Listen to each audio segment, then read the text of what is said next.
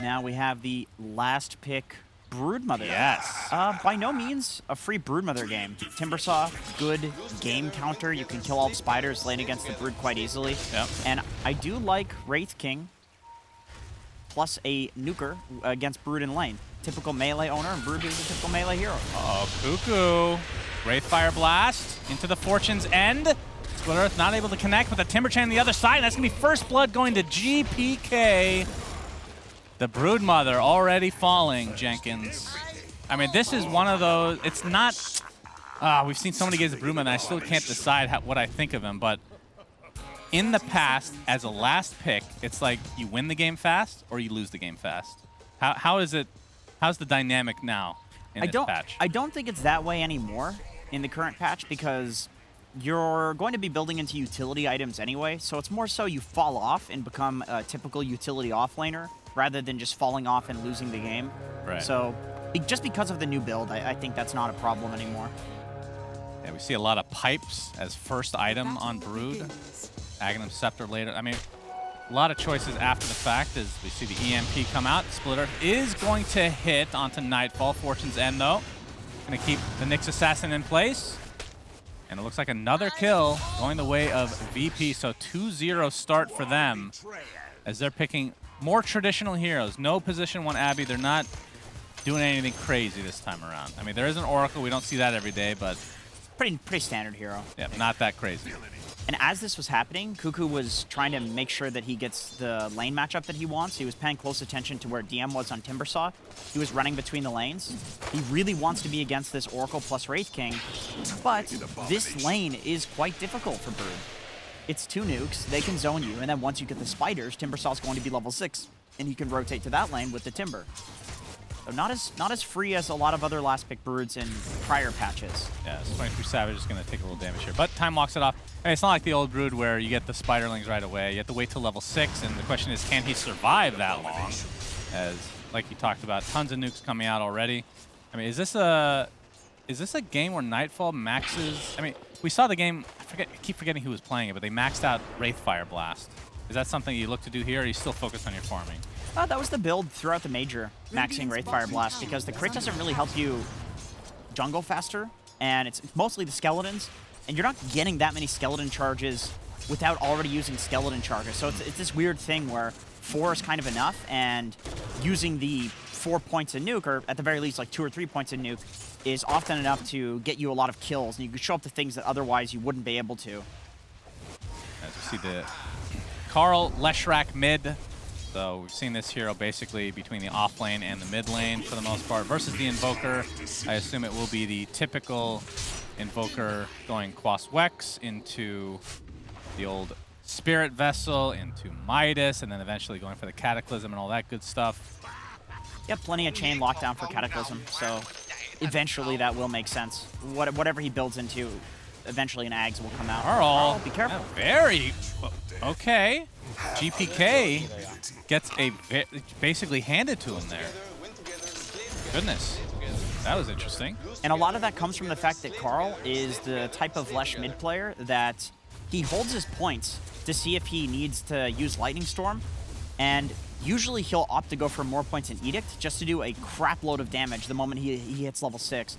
And that gives him the ability to take towers, but in that situation you can see it resulted in him getting hit a lot more than a traditional Leshrac with Lightning. Yeah, we see the EMP come out. GPK, like, does connect. So Carl at half mana already, even though he just got back into the lane. And Cuckoo, on the other hand, 6-1 in terms of CS.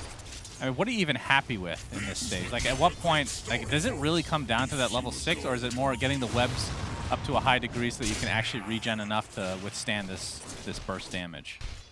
6 is important because even though DM's likely going to rotate to his lane on Timbersaw, still, it's not a good hero for chasing around the spiders. Timbersaw's good at sitting in lane and making sure that the tower's never going to go down, but you're not really quick enough to deal with the brood spiders in the jungle, and so Kuka's going to be able to farm as soon as he gets level 6, and that's going to push these heroes that could potentially kill him out of the lane, and that's the problem right now, is he has to be so scared of this double disable combo between the Wraith King and the Oracle.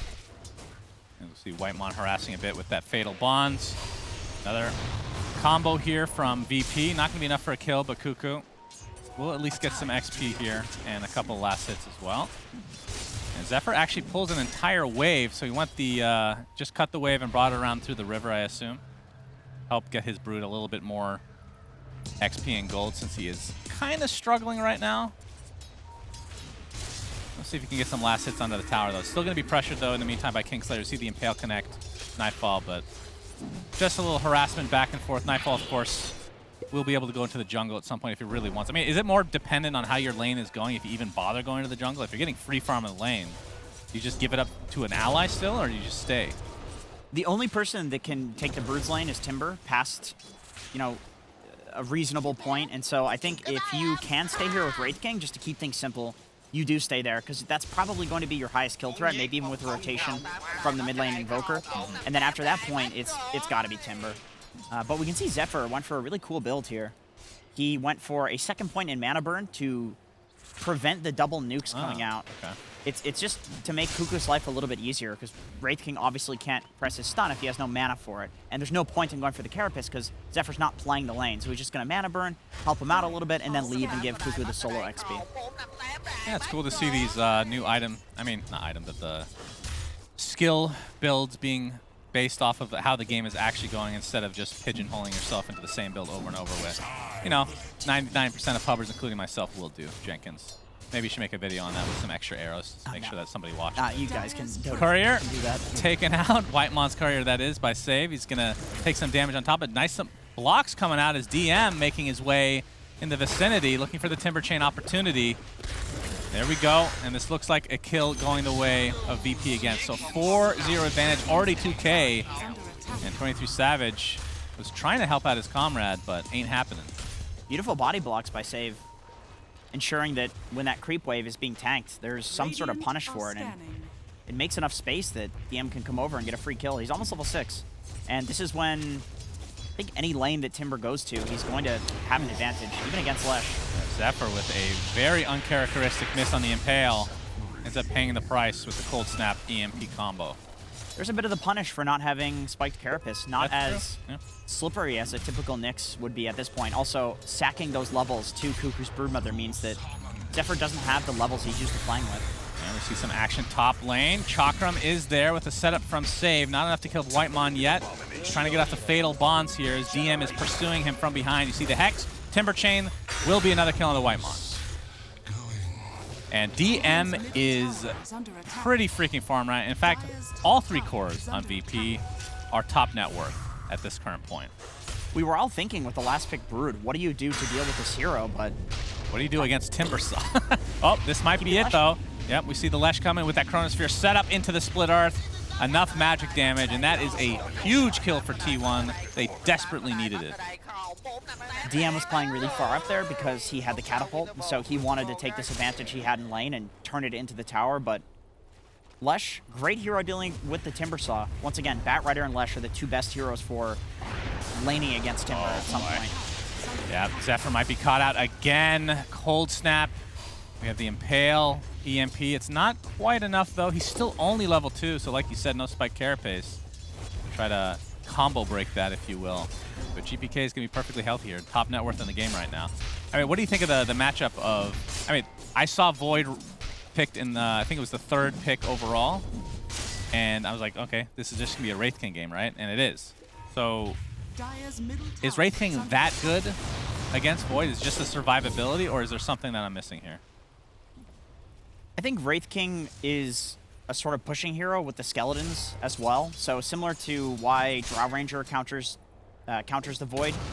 If you don't lose the ult, and also in the late game, the ult is on such a low cooldown. Oh, okay, Kuku makes a rotation. GK, I see the Spiraling doing so much damage. Fate's Edict, not enough, and now the Impale from Zephyr into the Split Earth. So nice turnaround here for T1 as you see Kuku making the transition, and this is where the hero starts to be a bit of trouble to deal with. This is really nice from Kuku. So he's doing this thing where his webs are not really in an ideal state for farming, but they are in an ideal state for pressuring. Because DM now has to rotate between mid and bot to chase the Brood. My goodness. But Brood is so fast. Timber can't chase Broodmother. That tower got decimated. Save in the meantime does get the Earth Spike off. DM in the vicinity as well with the Chakram, but Zephyr on the sideline gets the Impale only onto Save though.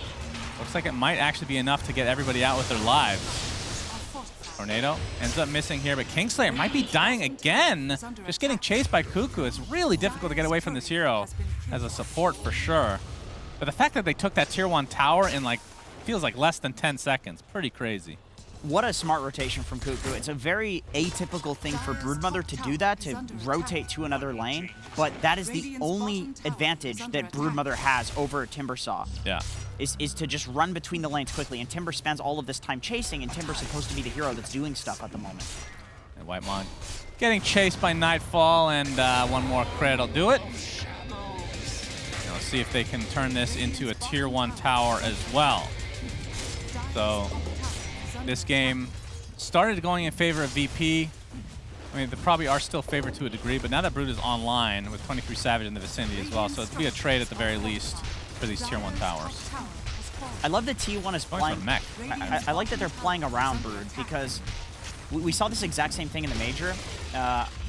Who was it? I believe it was EG, maybe it was EG. Anyway, there was a team that was picking Ursa with the Broodmother, and they would put Ursa behind Brood, so anytime the Brood counter would run at the Brood, Ursa would be there to counter that counter, because that's typically the way that works. All of the heroes that are good against Broodmother are not good against Ursa, and T1's kind of doing the same thing, except with multiple heroes. They're putting the Broodmother with the Leshrac, or the Broodmother with the Faceless Void, so that way you can't just run Timber at this hero and push it out of a lane anymore. You have to go in there with like 4 heroes to get Brood to go away. It's funny that the way that you play against Brood has kind of shifted a bit as well, because for so many years it was just the same hero, the same play style. Now we're seeing just more flexibility, it's a little bit more dynamic, and maybe a little too strong right now, but I mean, how often has it been banned in this tournament? It was, off your memory. It was getting second phase banned, so it's fallen out of favor in the first phase, presumably because a hero like Wyvern does very well against Broodmother, can kill the spiders in a support position, and it just feels much better than what power level Broodmother is at. And so because these heroes have come into the meta, Broodmother falls down, but the question is, you know, is that warranted? Should Broodmother have been still getting first phase ban? Well, it's funny because, I mean, not that Wyvern wasn't underpicked by any means at the major, but it wasn't as strong as it has been in this tournament, it feels like, right? Maybe towards the tail end, but yeah. You just discover new things with each patch, and I mean, this patch isn't even that old for all intents and purposes, but yeah, people still looking forward to whatever is in store in the next few days. As we see DM now at the hood, and Kingslayer still not level 6, 12 minutes in the game. That false promise, obviously, probably the best save in the game if you can get it off. Yep. Especially with a Wraith King that can get some regen with the lifesteal and Timbersaw as well. Yeah. And speaking of Timbersaw, you're going up against a Faceless Void with time dilation, which maybe hasn't been that big of a deal yet, but you can see he is going for the Lotus Orb to be able to dispel that. One of the more annoying spells to deal with as a Timber. Pretty good against Fatal Bonds as well, and possible Broodmother Orchid, although Cuckoo is going for Mechanism. And I think this is a good build, just given how they're playing around him. If you go for the Orchid, it's more so a kind of solo pickoff style build, and you already have enough pickoff between the Leshrac, the Nyx, and the Faceless Void. You don't need more, even though silencing the Oracle would be pretty nice. More so about supporting your team, and they do the work for you, because he's countered on Broodmother by the Timber. And we're going to see a smoke here from VP. But yeah, we typically see the pipe as a first item, like I was talking about. Solar Crest as well, but just switching it up just slightly. We've seen some Greaves, of course, in the past, in addition, as Cuckoo, with all his spiders, maybe potentially ganked here. Trying to micro them to a high degree. GPK in the vicinity. Tornado misses, though. Hits a couple of creeps, and that's about it. But a big stun from Zephyr onto 2. And now VP are on the run. Kingslayer just drops of his own accord. Cuckoo, not mincing words here. Looks like the pressure's going to be applied again, but the Ice Wall is connected here. The slow progress is a Chronosphere on all 3 on the outer edges, but what is the follow-up? Buyback onto the Oracle now. The bash is online, so Save takes the tumble. Carl, in the meantime, taking some damage from the Chakra. We see the Sunstrike coming, but it's not going to connect on anybody as Nightfall has come to play as well. Tornado will hit the Leshrac.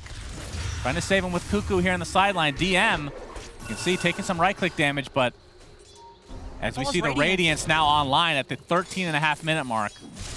So Nightfall still with that second life, but... How is nobody dead? What's happening? Well, Lion did die. That counts as somebody. Well, I don't know. It's a Lion. Just because he's hideous doesn't mean he's not a person, okay?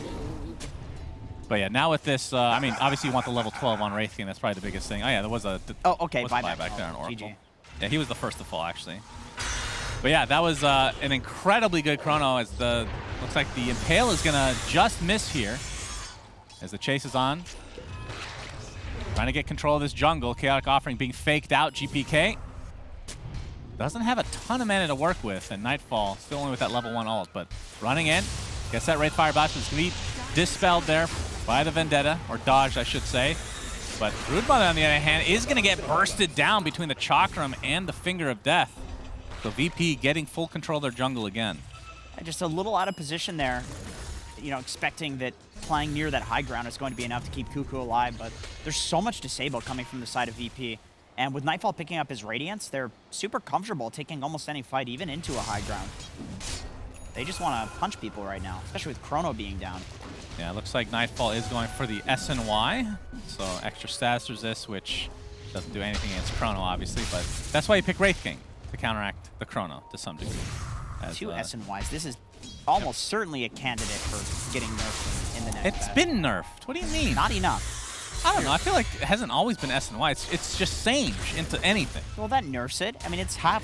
Although I will say, Halberd has not been picked up very often. Oh, that's a bad item. Yeah, I don't know why. Too expensive.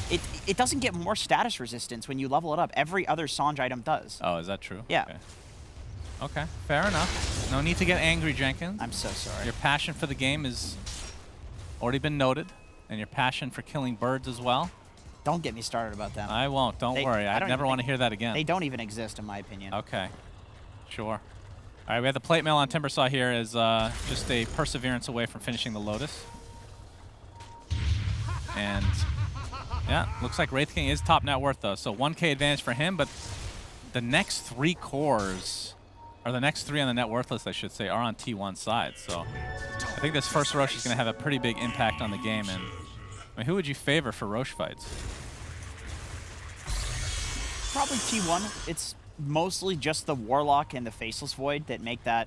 I mean, if you eventually get the Leshrac Aghanim Shard, then that's a fairly big deal for Roche. I guess VP kills Roche faster, but T1 can defend it better. Right? True. Yes, for sure. For sure. You can see the Split Earth Ag Shard, which I'm sure we'll see at some point. Started as a meme and then got buffed, and now it's incredibly good. Seems pretty good with Chrono. You're guaranteed, you know, you could stun into Chrono into multiple stuns, and I'm sure one of those will be timed that it follows up the Chrono. Yeah, and they do have, I mean, if they get a big Chrono into a Fatal Bonds with Chaotic Offering, if it's layered towards the tail end of it, with that Split Earth, like you talked about, that is, I guess, their version of Wombo Combo, not too bad. Is Impale going to connect? T1 trying to surround DM here, but he is super tanky. And it looks like Zephyr's going to be the one that gets bursted down instead. Sunstrike coming up, but the counter initiation with that Chaotic Offering, the disengage, as Whitemon's little golem will take a tumble. So it's only 1 kill. We see these little like mini fights, and only like 1 person dies, 2 people at most. T1's very confident that they have this backup of Warlock ulti and the Chronosphere as well. Like, this is why they're playing so aggressive, because they know that even if somebody dies, the fight can be turned with one of these 2 abilities. And VP, they're playing very safe. They're kind of only frontlining with Nightfall for the most part in these fights, sitting in the trees with supports, as well as the Timbersaw, of course. Not an easy hero to go on. Nightfall. Okay, I think it's not going to be an SNY unless he has something coming to him now. It's just the casual Sage. And he did this last game. He's going to go for BKB almost certainly, but he only has an Ogre Axe queued up. If we get an interview, we need to ask what this is all about, honestly. I'm baffled. I love it at the same time, but I'm baffled. What other Ogre Axe item is there? Echo Saber. I don't think that's going to happen. Oh, thank you very much. Yeah, this helps quite a bit. Okay, Aghanim Scepter, not for sure. A Dragon Lance, I can tell you that much. Yeah, probably not. That is a good stat item, though. I will say, Ags is very underrated on this hero. I don't know why it's not picked up more often. It's more like a 4th item. Maybe not, yeah, it's 3rd item. Not so good. Yeah, I agree. But we don't really see this 4th item, which is really weird. I feel like it's super, super strong. Because you're the carry. You're going to get it off of Roche. That's your Ags if you're a carry. Yeah, I mean, we haven't even gotten one Roche yet, so it's going to be a long game. It will. We're playing for the 60-minute mark. Yeah, sure. This is the issue with Brood. Okay. Oop, yep, Zephyr with that spike carapace setup thanks to that Radiance. 23 Savage jumps in as well. Remember, this is a Wraith King that you're dealing with. Carl has some damage. Oh, Splitter's not going to hit, though. And again, that's still a pretty difficult kill, but T1 actually moves everybody in the vicinity to try to go for that, so that opens up the map a little bit for VP. Like, Cuckoo TP'd as well. Yeah. Or did he walk there with webs? It's still odd that he moves towards the top lane. Oh, he did TP on Broodmother. Huh. Very active Brood. I kind of like this because the problem with off-lane Brood on the Dire side is that you play in the enemy jungle and then you're nowhere near Roshan. The advantage of Radiant Brood is that you get Roche by virtue of playing where you already want to play on Radiant. And so I would like to see him moving his webs more towards the enemy triangle if he can. Of course, it's not the easiest thing to just play in the enemy triangle, so it looks like he will be heading back. So just a bit of a TP. Yeah, so he got that mech and then straight into pipe, so hasn't finished the Greaves yet, but I assume that will come at some point in the game. And it's a pretty expensive recipe, but do you have any good dispels this game that would make you want, I guess, Cold Snap? Is that it? I guess is Whirling Death, I mean, not that that really matters that much, but is that buff dispellable? Yes, it is. Okay, excellent, thank you. So yeah, maybe not the highest value Greaves, although the regen that you get when you're low is pretty freaking valuable. That's kind of what I'm thinking, is the aura is really nice against this damage over time. Oh, that's a waste of a raindrop. You better pick that up. Min-max? We don't litter here in Sweden. Dude, it's pretty clean here, that's true. It's not Singapore, though. They're big on recycling. I threw a can in the garbage. Yeah, they were very angry that it wasn't recycled. Oh, we have Cataclysm online now for VP. Smoke from T1 immediately will run right into VP themselves. And again, it's just Nightfall being that front liner. I'm not sure if VP wants to necessarily fight without this BKB on Nightfall, but I mean, it is a very even game, so it all depends on, I mean, again, from a team fight perspective, T1 does have good, in theory, chrono into whatever else that we talked about. But it does take some execution. We have some TPs down here. Cataclysm a little bit early. Not really going to hit anybody, but Chaotic Offering is only going to hit one because of the Yule Scepter on the save. And now the Chakram comes out. Nightfall in the midst of things. Oh, a big Whirling Death into the Timber Chain. Blows up 2 instantly on T1's side. And now they are on the run. DM opening up a can of whoop-ass on this Timber Saw. And that'll continue onto Whitemon. Wraithfire Blast applies and crits him down to the ground. Holy Jesus, DM.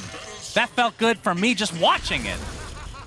It's funny that in this game, the exact thing that T1 usually wins team fights with, which is their patience in using their abilities and their ability to kite. In that fight, it was the bane of their existence because they were so patient, and 23 Savage didn't want to just go for this 2-man chrono. He's like, okay, they've used Cataclysm, so yeah, I can do something better than this. They don't know Kata. This is an easy fight. Oh, watch it. Just wait for it. Wait for it. Oh, God. That stun, man. What a stun. So disgusting. That was nice. Yeah, beautiful setup from VP. Very patient. And, yeah, the Cataclysm ended up just being a bait, I guess, because it didn't hit anything. But, yeah, VP come out on top big time. But they don't turn it into a Roche or anything like that. Didn't have enough time. But we do see a 3-man smoke already from VP. Oh, Cuckoo. There goes all the spiders. That's very sad for Cuckoo. Man, DM is... Oh, have to hold that thought as the Warlock looks to be dead here. Didn't have Chaotic Offering, obviously, so... Doesn't provide much for his team without that shard, Jenkins. Oh, he's going to get his TP cancel. Cuckoo, yep, there's the cancel. Sunstrike to follow. Down goes the Spider. VP starting to take a little bit of a lead now. 4K net worth lead. And they should be going for this tier 1 tower at the very least. And Shard is actually going to be picked up by Nightfall pretty early. How many Spiderlings have been killed by VP this match? All right, you guess. Do we answer this? Well, yeah, it's fun to try. Let's see. So he just killed about 50. I'm going to say like 200. What? Okay. Wait a minute. I'm going to say... There's no way. I'm going to say 85. I'm going to say 85. I get a mulligan. No, that's no mulligan. That's not allowed. Carl has his Pulse Nova going onto GPK with a nice Ice Wall to create some space. And DM in the river.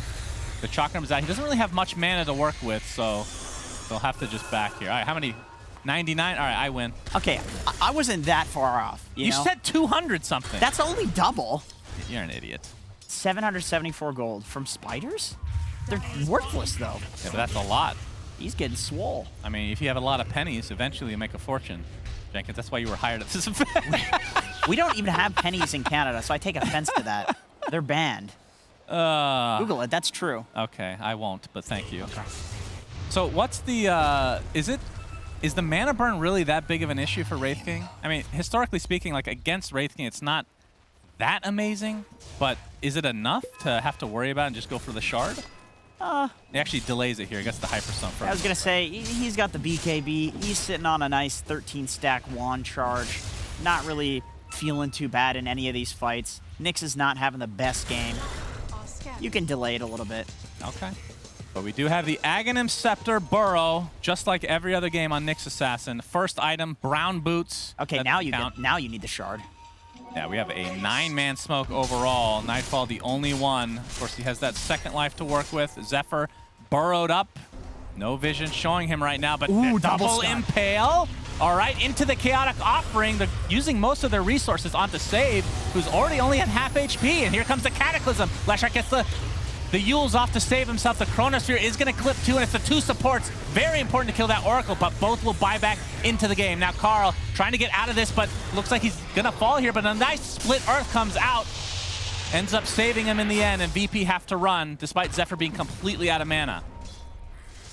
Too big. I mean, again, it's on the supports, but the Oracle is by far the most important person to kill, I think, in these fights. You don't normally see a Nyx Assassin initiating a fight with a long-range 2-man stun like that, but what a setup forcing these buybacks. And then he had another, like, 3-man stun as well as the fight progressed. Boom. Yeah, look at that. Chaotic Offering. Just not much to follow up is the problem. Yeah. The Yules ended up saving the Lesh there for sure, and you can see the Chrono clipping both supports, so that ends up being a freebie for 23 Savage. So double kill for him there. As Zephyr hits another double stun. Yeah, Carl as well. Yeah, nicely played. A lot of these fights, not much is happening for this high skillness that we're seeing. You know, like there's these crazy double stuns and combos happening, and then it's like, oh, they have no damage. That is too bad. Just the supports dying. It's always the supports, isn't it? Yep. I mean, it used to be worse. You still get a lot of gold these days. I mean, we're actually seeing supports get more than just a brown boot wand, so just be happy. Ah, those were the days. Yeah. Brown boot stick. Yeah. 10 centuries. He's living the life on Kingslayer. Right. So this, we talked about VP being able to take Roche a little bit faster than T1, especially with the alacrity applied to Mr. Wraith King, but with the Nyx Assassin in tow, no Chronosphere though, and no Chaotic Offering. I think this is the biggest reason that VP is feeling very comfortable in going in here. The Chakram is going to be helping out as well, but the Spider is going to be used to scout this out a bit. Roche basically at half HP now. Nightfall can just continue to solo this if he really wants. Of course, there is some capability from T1 side to jump in and try to steal this. As Zephyr is going to be spotted out. There's the dust. Chakram to follow. So much damage reduction. Finger of Death still not enough. He's healing so much right now. Wild Burrow, 23 Savage, trying to focus on GPK, but he's going to get out, it looks like. Zephyr is still alive. Chakram, Spike Carapace. Eventually, nope. Okay, DM running out of mana now. They're doing a great job of protecting Zephyr between the heals that he gets inherently with that Burrow and the Shadow Word. I don't think I've ever seen somebody be doing literally nothing and still be the MVP of the fight. He's doing nothing. He's inside his little home there. He's just there. Look at him. He's literally 10 polygons right there. He's literally an anthill. All right, if we're going to get more Nyx Assassin Ags upcoming for TI, let's get a little bit more polygons added to this thing, all right? That thing looks like we could use a couple more. It looks like a pile of dung. Yeah, it's quite bad. 23 Savage now going for Roche, though. You can see the spirits coming out. Try to get some vision here. Yeah, they just don't do it fast enough, but this is looking a lot like game, was it 1? Where we had a little bit of a stall here as we see the side cam onto Zephyr. Very important. Impale is going to connect. All right, the Mana Burn doing quite a bit. Nightfall going to get purged off. And he's ready to go back in again. Keep an eye on those polygons on the bottom of your screen as Roshan's getting quite low. Let's see if Cuckoo Cow can Patty go can in hit and out of the stun. pit, no He problem. does. It's another aspect that we didn't really talk about. Splitter's going to connect again. This time they're going to go on save. BKB popped by 23 Savage. That is going to be enough to take out the support, and they know he does not have buyback. And now the pressure being applied to the Wraith King. He's going to go down, but that is the first life. I believe he does have Shard. Chronosphere, just to ensure that they get this Roshan. Looks like Savage gets the snatch, so the actual Roshan ended up going to VP, but the Chaotic Offering now used in retreat here as VP attempting to get out. Deafening blast applied there, but Nightfall completely surrounded and will finally be brought down. Didn't even have his Radiance on, by the way. Just trying to dodge that Spike Carapace, but interesting choice there. Either way, T1, very nice play overall. Yeah, great chrono from 23 Savage. Great job in the burrow, by the way. Yeah, just Pile of Sand was doing a great job there, sitting in the middle of the fight, pressing his stuns off cooldown. You know, he gets to relax and have a vacation right now for, oh, what a beautiful replay. So good. Yeah. Oh, he hit a button there. Okay. I think he did hit a button. That was Spike Carapace. I believe that was one of his buttons. God, what beautiful play. The Ags is crazy, though. You get the damage reduction, you get all this guard. Every single skill is upgraded while you're inside. It's worth noting that a big reason he's so tanky is, number one, he's a pile of dung. And then number two, Cuckoo has all of these defensive items. He's got these auras. He's got Greaves aura. He's got Pipe aura. He's probably solar cresting the boy. Okay. It's not Greaves, okay, but still got the mechanism to work with. Lots of effective HP there, and the Warlock heal, of course, with the Warlock heal with the Holy Locket, like you said. And, I mean, you get 1.5, I think it was 1.5 HP percentage regeneration and mana while burrowed, so on top of 50% damage reduction. Again, I've always felt that this Ags is crazy. I don't think that last patch that upgraded from 10% from 40 to 50, I know it's pretty big. It's always been this good, though, for the most part, you know? Undervalued at the very least. I'm with you, and I think when you look at the talents, whenever you talents like this, like stun duration, cooldown reduction, it's always going to be better. And of course, Eon Disc is really strong, so that works really well with the damage reduction. Octarine Core is quite a strong item. That works really well with the Nyx Assassin in the burrow. So a lot of things going in the favor of Nyx in this patch. Sentry wards being so small, making Nyx's early game a lot better.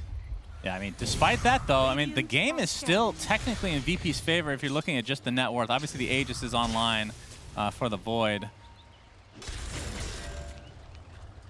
As we can see, Wraith King now, Nightfall. Yeah, the net worth has kind of bounced back and forth here after a pretty good lead for VP.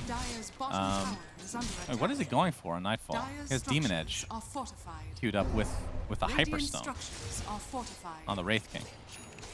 Let me click on him. So Radiance, BKB, Sange, Hyperstone. Okay, switch to Scotty now. Is he just it gonna just a casual he's gonna leave that as a Hyperstone? The Madman. All right, we'll see. Big damage, I suppose. Yeah, big boy indeed, VP. Juicy boy. Basically even game, though. This is very tense. Again, game 5 of the grand finals between these, I would consider them 2 of the top 4 or 5 teams in the entire world right now. And the fact that we get to see an SEA team play CIS, that's not something. Again, Animajor has been like the only thing, along with the Singapore major, this entire year through COVID and all that. Very awesome to see these guys clash here. Yeah, I agree. I think at the end of the Singapore major, people were looking at SEA and CIS as potentially the weaker regions, and these guys are just absolutely proving that wrong. I think the SEA qualifier is probably the hardest qualifier. Yeah, I think they're only getting 2 teams as well, right? If I'm not mistaken. One team. One team. It's going to be T1 plus 1 team. Oh, right? yeah. Which is... I'm not sure, actually. I think that's the case. Either way, you're my analyst, by the way. You're supposed to be able to answer that. Okay, Just saying. you know all I watched was NIDPC. I was with you. Yeah, but I'm telling you what I know. Okay? Just agree with me. Okay, yeah, you're right. Okay, you're totally right. 23 Savage has his chrono available. You can see, oh, Zephyr gets off the Spike Carapace. Again, this is Wraith King we're talking about. They're going to take him out really fast. Pops his BKB, though. Yeah, and there's the False Promise. Okay, have we seen False Promise? I have not seen it personally. Has he cast this? Honestly? I'm sure he has. I'm sure he's casted that. Maybe it's just something I missed in the chaos, but I mean, there has been a couple fights where he dies right away because they focus him, which is what T1 is supposed to do. The only great False Promise target is Invoker. Wraith King's very survivable, Timber very survivable, and usually he's just out of mana, and so he's useless anyway if you save him. Maybe that's why we haven't seen it. Okay. All right, fortifications pop from VP as T1 attempting to go high ground. Of course, with that Nyx Assassin burrowed and the Diabolic Edict from Carl makes this a lot easier. Heals applied to 23 Savage as well. And I don't think he has a Shard on the Warlock. No, it doesn't look like it. As Zephyr gets off the stun, the double stun in fact. They're going to be happy with the tier 3 as the Aegis has been claimed by Roshan himself. So things might slow down just a bit here. And again, this is dead even, Jenkins. Dead even. This is true, but the momentum seems to be swinging in the favor of T1, and it's mostly because their team fighting is just a lot stronger at this point. Invoker hasn't really been a huge factor in these fights. The Cataclysm, there's not enough setup stun for it. There's Lion and Wraith King, but the Wraith King's been getting focused and dying, and I mean, Lion can't get in there. He's Lion. The guy's sitting on 1,000 HP. Yeah, I mean, the more I think about it, even the Oracle, you just talked about it briefly, but what is the point of this Oracle? Is he supposed to be dispelling the Fatal Bonds? Is that the biggest thing? Because the False Promise, like we said, it's just, they don't have like a crazy, it's not like a terribly, like some crazy hero that just synergizes really well. I think it's mostly False Promise. You can save 2 heroes from the Chronosphere. You can use Fate's Edict on either the... Okay, yeah, if you're outside the Chronosphere for the save. Yeah, okay. It's like you protect from the Leshrac, you can disarm the Void, but at this point, where the Lesh is not the primary concern remotely, to be honest, it's Nyx and Void that feel like the real issues. Then the Oracle feels kind of useless. Okay, I keep seeing these items. Oh, he is going Scott. He's still on Nightfall. Yeah, Nightfall has a very weird, this is like the Costco inventories. He just goes, he queues them up literally one individual item at a time. Taking little samplers. That is so weird. There's got to be a reason for it. Yeah. As we have a dust here, but it's not going to amount to anything. Two smoked heroes from T1 side as Cuckoo in the trees. You see the Forged Spirits here, scouting him out a bit. And yeah, Nightfall now has his Scotty officially, as they do a 4-man smoke here. And yeah, Refresher on GPK, so double Cataclysm available. But like you said, not the most setup to actually enable it. It's not reliable is the issue. If they can get Lion on top of somebody where he doesn't just immediately die, then yeah, it's going to be a lot of damage. Onto Nightfall. Zephyr not going to be able to hit the Impale there, but you can see the army of spiders are here. And the mana burn, again, not going to really matter too much in terms of the second life for Nightfall because of the shard, but still pretty annoying that he can't stun anybody. Zephyr is taking literally 0 damage. I mean, it's percentage heal versus percentage damage. Which wins in the end? Oh, Cataclysm combo, it's a double! It's not even that much damage though now. 23 Savage gets off the Chronosphere. Gonna focus on the Invoker, but there's the False Promise that you talked about. Trying to do the damage through that with the Impale to follow. The burrowed Nyx is available still, getting those burrows, or the stuns constantly as we have the Chakram. Nice Impale again from Zephyr, saving his teammate, but it looks like the Lesh will finally be bursted down. Chaotic Offering was never used. They actually took out the Warlock immediately as Save getting right-click now with Cuckoo's ult as well, and Kingslayer in the trees. Double kill for Cuckoo. And T1. Oh, there's a gem too. That's a big deal because that's exactly how they're going to scout the Nyx in these fights, so... Yeah, getting that, killing the Invoker makes this entirely worth it, and this is a fight on the side of VP as well. So you win that fight, you potentially get the tower, although the creep wave is unfortunately for T1 pushed out. Cost the buyback on the save, and I mean they grew their lead from 2 to 6K there in just this last few minutes. Yeah, so mostly the T1 is in control right now. Oh man, the Vendetta.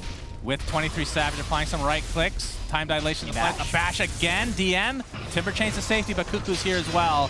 So it looks like it's going to be the death of him. He has the flamethrower. Annoying to deal with, but not annoying enough. Does have buyback, though, as T1 have taken firm control of this game with Roshan coming online very shortly. It's getting to the point where 20... I was going to call him 21. 21 Savage. I'm surprised I haven't done that once before. 23 is the real issue.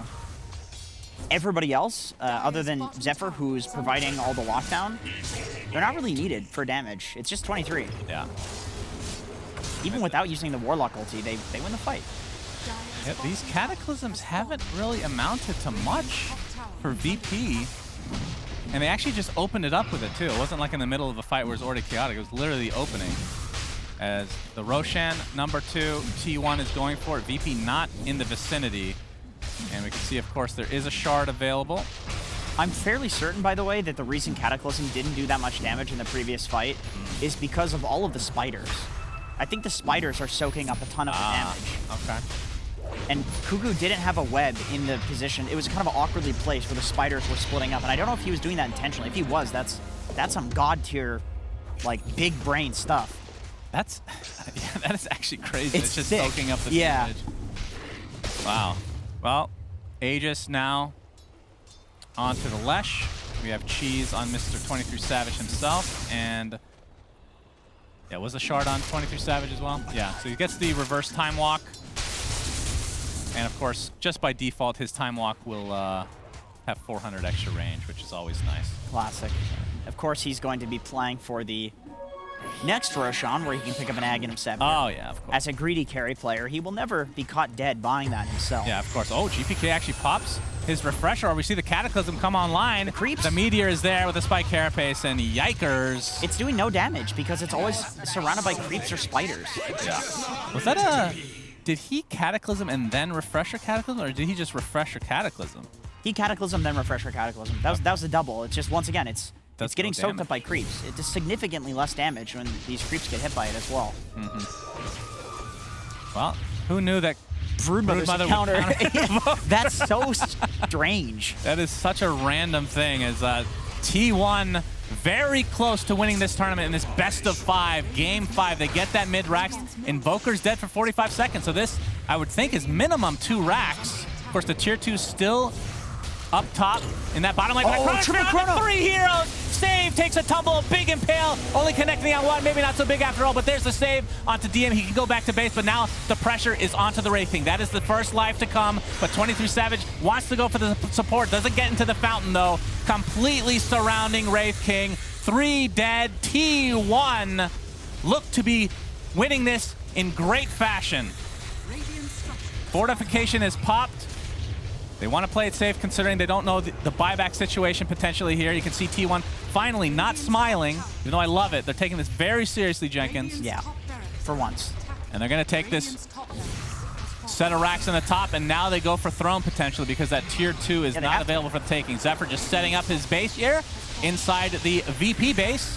He's going to spike Carapace, which stuns through that EMP. And they're just going to focus on the buildings, of course, with this Diabolic Edict. 60 seconds of no Wraith King. He's just going to walk right in. Oh, he gets Hex, though. Has to be careful. Cataclysm to follow with a nice Yule Scepter. Who used that Yule Scepter, actually? What? That's a Wind Waker. Are you serious? I was going to say, we finally get to see it. As this tier 4 tower looked to be falling, you see the time walk reverse from 23 Savage, and it looks like T1 are going to be taking this game before Wraith King can even respawn. T1 looking so good. Another Cataclysm, but that one actually did decent damage, but it is over. T1 are your ESL 1 Summer 2021 Grand Champions. Jenkins. Yeah, they're a few $100,000 richer now. Yeah. And good lord, good Gaben, did they deserve it? Good Gaben.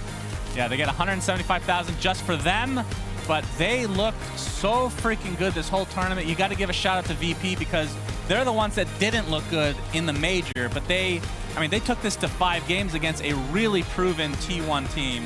But congratulations to them. They played unbelievable.